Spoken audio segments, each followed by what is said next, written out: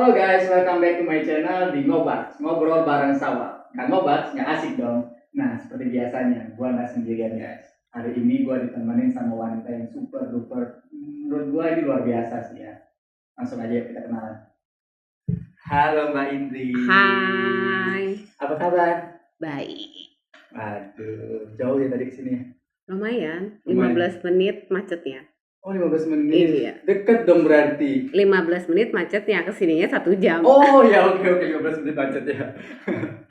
Oh iya, Mbak Indri ini guys biasanya dikenal orang sebagai petani bule atau bisa kita bilang Mbak Bule. Mbak Bule. Enaknya dipanggilnya Mbak Bule atau petani bule?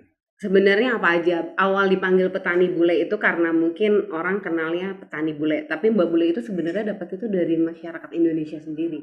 Kebiasaan Mbak Bule ya akhirnya terjadilah kembali ke diri saya, oh Mbak Bule, oh ya udah petani bule. Bingung karena dia pikir petani bule jatuhnya ya udah jadinya enakan dianya aja. Enaknya apa sih Mbak Bule manggilnya petani bule, Indri atau apa? Aku bilang udah Mbak Bule aja yang gampang gitu. Tapi kalau soal lihat ya, ada bule-bule juga, tapi emang ada keturunan bule? Keturunan bule dari mamaku. Mamaku tuh keturunan Belanda Jerman dan papaku Betawi asli. Nah, dipanggil bule karena dulu rumah kan di pinggiran Tanah Abang tuh. Kalau dapat pos dari Belanda, nenek di sana, tuh yang keluarga bule loh. Hanya satu, dikenal lah. Makanya aku jadikan petani bule. Sampai sekarang. Sampai sekarang gitu. Nah, buat teman-teman, Sawal manggilnya anaknya apa ya? Mbak Bule aja. Mbak Bule ini berkecimpung di dunia tanam menanam. Yes. Nah, kalau boleh Sawal tahu nih, mulai kapan suka nanam? Suka menanam itu sebenarnya tuh cerita dulu boleh ya? Boleh dong. Oke, nah jadi tuh waktu saya umur 9 tahun, saya mau minta uang jajan sama almarhum papa saya. Yeah. Papa saya lagi di kebun, dia bilang gini, "Pah, minta uang dong, aku mau jajan nih, mau beli es cendol tuh yang suka cleaning warna-warni dicelupin pakai coklat tuh." Papaku langsung jawab, "Nggak ada uang, nih bawa pohon pandan aja." Hah? Pohon pandan? Karena lagi di kebun kan? Iya. Kemana Pak? Ke tetangga aja. Tapi ingat ya, nggak boleh minta uang. Kurang lebihnya kayak gini, hasil pemakaian Superdol selama 30 hari. Nah, kalau udah 30 hari gini, cukup dipakein maskara aja, itu bakalan kelihatan panjang banget.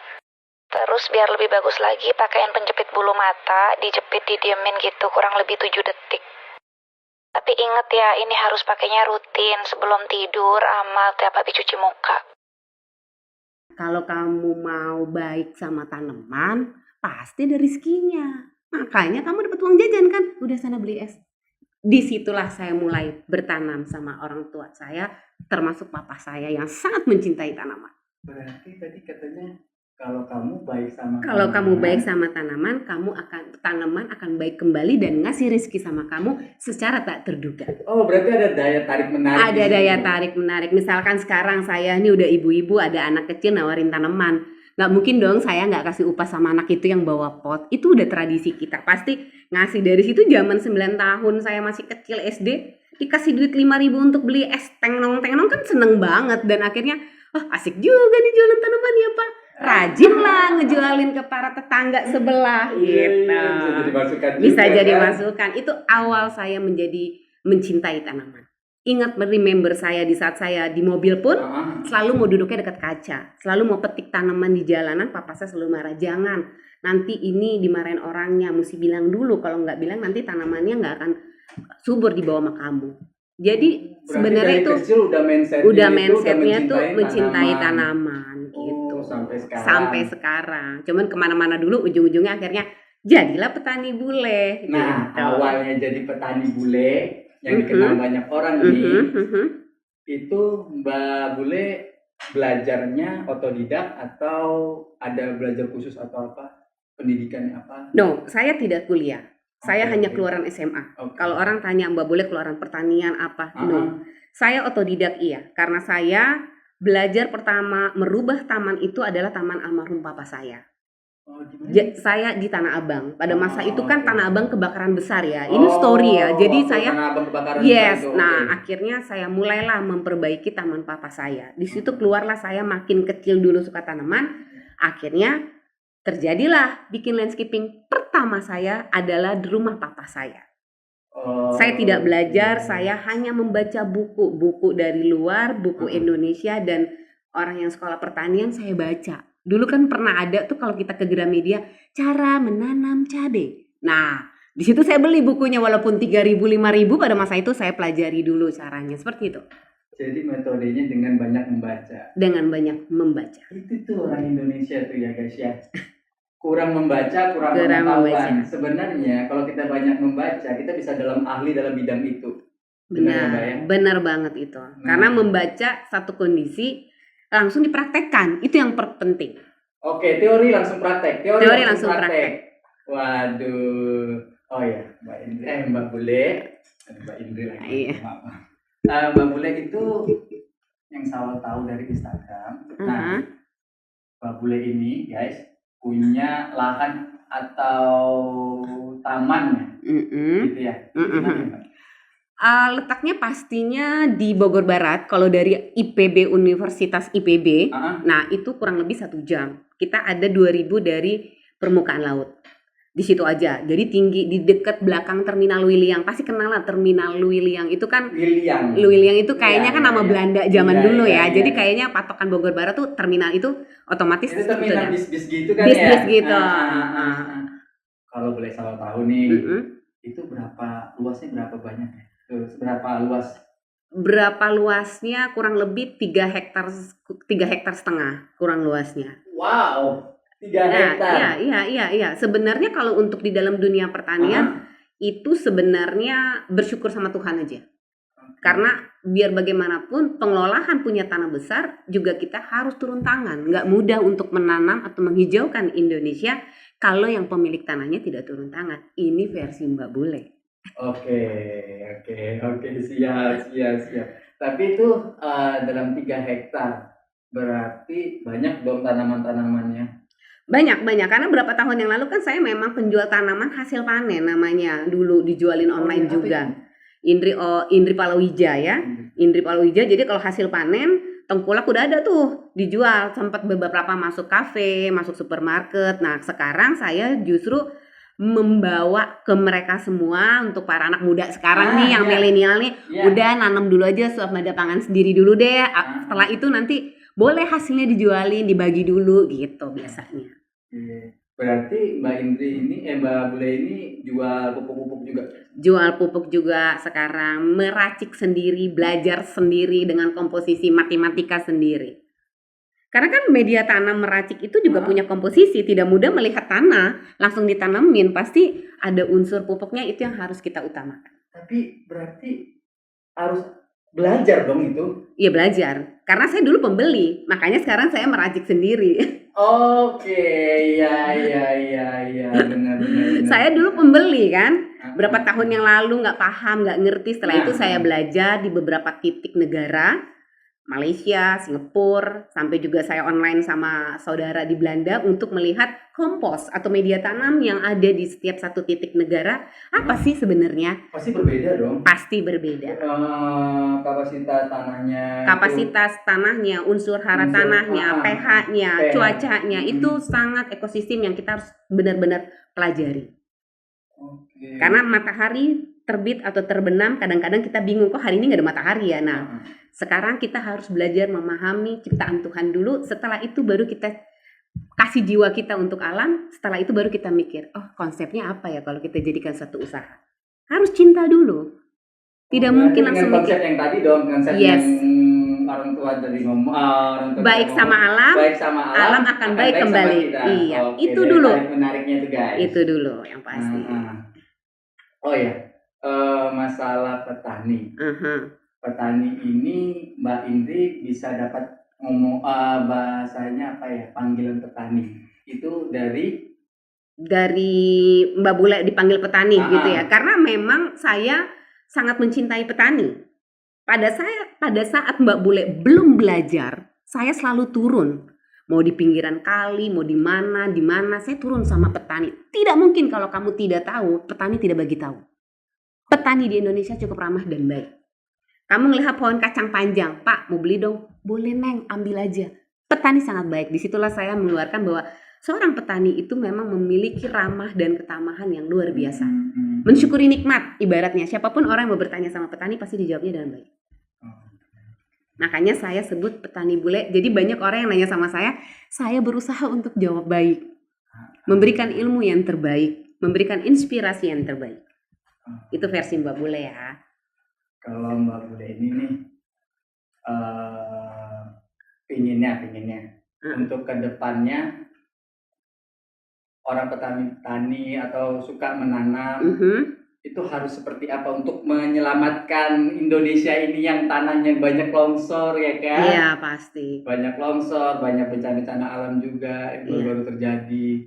Itu apa ya saran yang bagus untuk orang-orang yang baru mau menanam lah? Sebenarnya saran yang bagus itu kalau saya lihat dengan generasi yang sekarang ini, kita harus menghijaukan di rumah kita dulu. Kita terlalu jauh untuk mikir keluar sana untuk menanam. Di rumah dulu kita hijaukan mana yang baik untuk mendapatkan polusi yang baik dan sehat. Nah, kalau masalah menghijaukan tadi dari kita sendiri, ini kan kaum milenial nih, kita ngomongin kaum milenial nih. Kan biasanya kalau kaum milenial itu anak kosan, nggak punya lahan. Apa harus gitu menanam dengan cara apa? Kalau yang di kos-kosan nggak punya lahan, biasanya si ibu kosnya tuh akan lebih dapat apresiasi kalau si anak kosnya rajin kalau mau menanam tiba-tiba. Sebenarnya mudah, Syawal. Kita bisa lihat satu kondisi.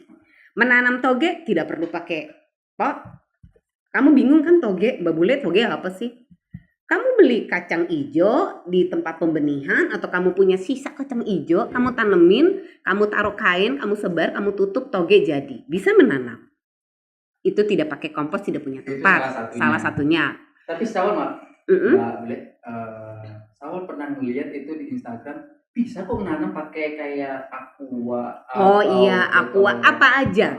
Aqua, kaleng, tutup, polybag, apa plastik semua bisa. Tapi dengan bagaimana niat kamu dulu. Mau menanam atau enggak. Misalkan Mbak Bule bilang, "Hai guys, kaum milenial nanam dong," gitu kan. Tapi tetap kita harus niat dulu. Mau nggak turun kaki? Kita harus tanya dulu. Ini kita ke kaki dan tangan kita. Kalau bilang, aduh gue malas banget. Berarti kan ini kita yang mindset kita malas. Iya. Tapi kalau kaki kita bilang, aduh gue mau banget nih nanam, cuman gue nggak ada waktu. Ya kan? Nah, sekarang dalam dunia pertanaman, mau malam, mau ngasih tanaman hias, mau nyiram tanaman hias, itu banyak banget. Kembali lagi, niat kita yang kita gerakan motorik kita, tangan, kaki, dan pikiran kita. Jangan bilang, aduh gue gak ada waktu, aduh tanaman gue lupa disiram nih, aduh gimana nih, pasti mati, aduh tangan gue dingin nih, gak bisa nih, aduh tangan gue panas. Banyak sekali. Kembali lagi ke niatnya. Makanya Mbak Bule selalu bilang, niatkan dulu versinya mau menanam apa. Suka apa? Mau tanaman sayur, tanaman herbal, atau mau tanaman hias, monggo silakan. Semua bisa hidup kecuali kalau kamu tidak siram. Disiplinnya ada kan? Oh iya, 2 hari sekali. Nah Mbak Bule, aku lupa disiram nih katanya. Ingetin sama orang rumah.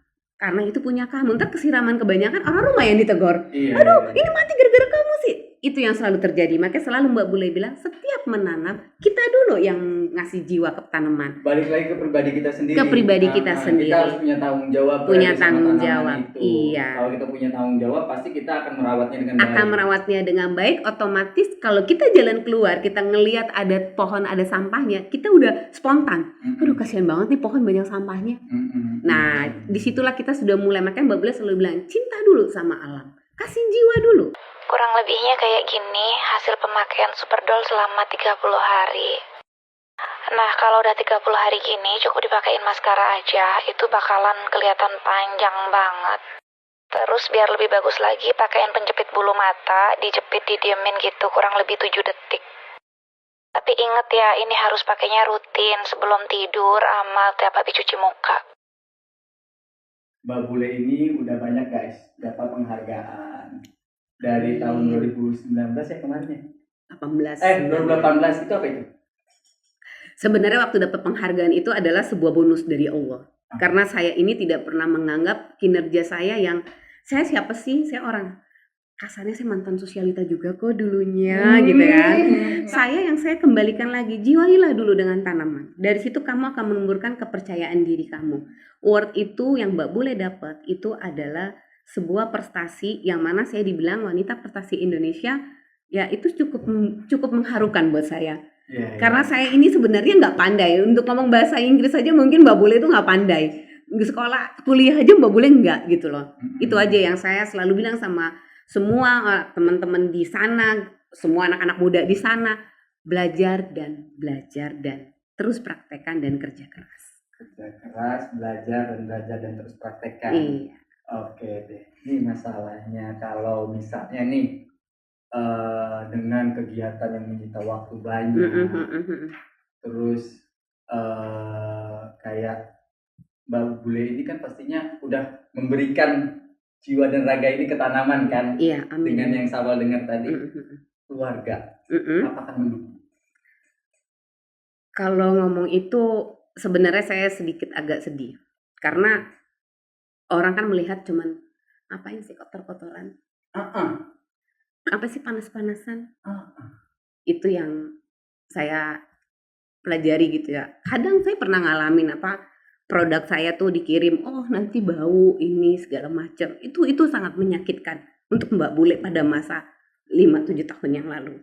Tapi saya tidak butuh support dari siapapun. Yang support saya adalah hati saya.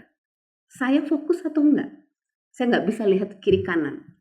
Saya selalu menilai alam yang bisa memberikan saya kebaikan. Karena saya berbaik sama alam, alam tidak pernah mengadili saya. Dia selalu ngasih unsur hijau, berbuah, panen. Itu buat saya satu kebanggaan. Saya dan terima kasih kepada alam. Itu yang saya rasa. Kalau untuk orang sekitar saya, jujur, saya bangun dari diri saya sendiri. Karena versinya, main kotor kan. Nah orang kayaknya ngapain sih jadi petani mau kotor-kotoran. Tapi buat saya, no. Itu energi positif yang luar biasa. Yang bisa memberikan saya waktu ruang untuk saya berpikir terus berbuat baik. Dari situlah saya tidak perlu support, tapi saya yakin sekarang orang di luar sana jangan pernah menyerah, jangan pernah takut kalau nggak ada yang support kamu. Pelajari dulu batin dan jiwa kamu mau kemana. Itu yang boleh rasa, itu aja. Boleh, kalau Sawal lagi, emang ada yang minat? Sebenarnya sih pada masa itu ada. Sekarang kalau kamu jual pupuk kambing, terus tiba-tiba kamu paketin itu pupuk kambing, pasti kan bau kan? Pasti bau kan? Nah, dan itu kan rasanya, jangan nanti bau lah kalau nitip-nitip produk saya, dititip ke satu tempat gitu ya. Saya paham, memang benar. Disitulah saya mempelajari bahwa saya yaudah gak apa-apa, emang bau sih mungkin saya yang salah ya. Atau enggak juga kan pikirannya apa sih lo mau jadi petani cuman dapat 25.000 aja hampir panas-panasan. Emang benar, jujur iya. Itu dengan buat pupuk dari kotoran itu jadinya berapa? Saya jual dalam produk Mbak Bule sebenarnya. Saya di sini menjual tuh memang dari dulu tuh angkanya 25, 20, 25. Ya memang itu pupuk yang kebanyakan memang kita memakai pupuk kandang ya kan. Tapi di saat ada salah satu orang yang sukses, kita numpang, titip dong jasa tripnya ini, tapi dia sudah menolak karena dia takut kebauan dengan produk kita. Misalkan kamu jual baju, terus tiba-tiba dimasukin produk Mbak Bule yang seperti itu. Ya itu yang Mbak Bule anggap nggak apa-apa. Saya ikhlas. Dan saya yakin berapa tahun yang lalu ini adalah obat saya untuk menuju satu titik. Ternyata bersyukur kepada Allah, dari penjualan pupuk saya mendapatkan kebaikan yang lebih dari alam. Itu aja. Sedih ya. Kalau bicara itu sedih, tapi ini this realnya Mbak Bule. Iya. Aduh, Sawal jadi sedikit terharu. Pastilah. Semua orang juga kalau ingin mencapai suatu tujuan, kesuksesan, pasti menjalani yang namanya sakit-sakitan. Iya pasti. Apalagi kalau masih muda. Iyalah. Nggak boleh jauh lah. No, sebenarnya semuanya karena kita fokus aja. Jangan lihat kiri kanan di saat kita yakin itu passion kamu. Karena dalam hidup berbuat baik itu tidak boleh di stop. Terus saja berbuat baik, jangan lihat kiri kanan. Walaupun orang di sebelah kamu pernah menyakiti kamu. Kalau kita seperti itu, banyak yang akan menginjak kita nggak sih, Mbak? Karena gini, kita berbuat baik sama orang, tetapi orang itu tidak mengira kebaikan kita itu udah kita kasih, tapi dia nggak menganggap kita. Nah, kalau Mbak Bule tadi kan ngomongnya bahwasannya ya kita tetap berbuat baik aja terus sama dia kan. Apa itu nggak menyiksa diri kita lagi? No, untuk Mbak Bule semua sudah saya pelajari. Karena satu hal kita harus berpikir gini, kita berbuat baik kepada siapapun, makhluk hidup pastinya. Seperti saya menanam apapun, saya tidak ada untuk mematikan tikus atau apa. It's not me. Karena saya selalu memberikan umpan dia sendiri untuk supaya tanaman sayur saya tidak termakan. Nah, disitulah saya mulai belajar. Saya diapain sama siapapun orang yang menyakiti saya, dia membutuhkan pertolongan saya, dengan sebaik mungkin saya memberikan kebaikan kembali. Karena saya berharap alam, saya kembali lagi ke spiritual saya, dekat kepada alam. Karena alam diapain aja sama kalian. Mau dibuangin sampah, dibuangin botol aqua, pohon, dikasih puntung rokok, apa aja, dia tidak pernah mengadili kamu. Tapi kalau manusia digituin aja, kesundut aja, aduh gila lo, nih udah begini banget gitu ya. Dari situlah saya mulai belajar bahwa nggak apa-apa, terus berbuat baik sampai kapanpun, sekalipun orang yang menyakiti kamu, itu nggak masalah, baik aja. Karena tetap yang menilai itu adalah Tuhan, itu aja. Waduh, berat banget. Berat guys. Karena nggak ada lagi yang mau dicari kan selain hidup berbuat baik, apalagi kesuksesan, ketenaran, apa. Semuanya buat Mbak Bule itu adalah sebuah bonus. Dulu saya pernah dibilangin, oh Mbak Bule suka artis-artisan. Saya shock, tapi saya pikir ya udah, alhamdulillahirobbil alamin, karena buat saya itu satu anugerah yang saya dapat. Mau dibilang apa aja, pastilah ada yang nggak suka. Tapi kadang bulian-bulian itu yang buat kita naik loh. Sebenarnya satu jalan proses menuju ke sana, bahwa saya memberikan kebaikan untuk alam, dari alam saya menyebarkan kebaikan untuk kalian semua. Ini Mbak Bule. Ya. Nggak ada lagi, saya baik sama alam aja, udah. Ya tetap kita walaupun kita berbuat baik sama orang juga tetap ada pro dan kontra kan. Pasti. Sama juga kehidupan. Iyalah, itu aja. Aduh, thank you banget udah ceritain. Iya. Oke. Guys, langsung aja kita main gamenya ya. Bye.